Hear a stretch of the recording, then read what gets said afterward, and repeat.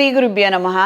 తులారాశి వారికి వ్యయస్థానంలో శుక్రుడు నీచస్థితి, లాభస్థానంలో కేతువు, దశమ స్థానంలో రవి, బుధుడు, గురువు, భాగ్యస్థానంలో కుజుడు, పంచమ స్థానంలో రాహువు, ఆరింట శనైశ్వరుడు వక్రించున్నారు. తలపెట్టిన కొన్ని కార్యక్రమాలలో మంచి విజయాన్ని పొందుతారు. కాస్తంత పురోగతిని సాధించగలుగుతారు. దూర ప్రయాణాలు అనుకూలంగా ఉంటాయి.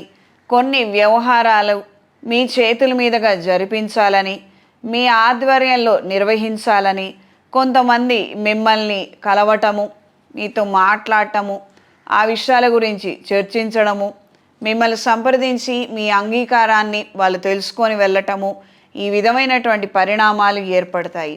ఉన్నతాధికారులతో సంప్రదింపులు జరిపేటప్పుడు మాట పట్టింపులకు వెళ్లకుండా అప్రమత్తంగా ఉండండి.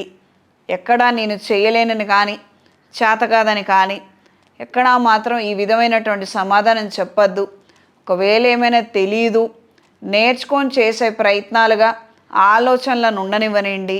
అంతేగాని మనకు రాంది మనం ఎందుకు అన్నది మాత్రం వద్దు. దీనివలన ఎదుగుదల లోపించే అవకాశం ఉంటుంది.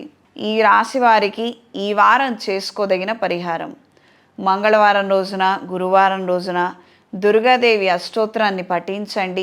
శుక్రవారము లేదా ఆదివారం రోజున గోసేవా కార్యక్రమాలను విశేషంగా చేయండి.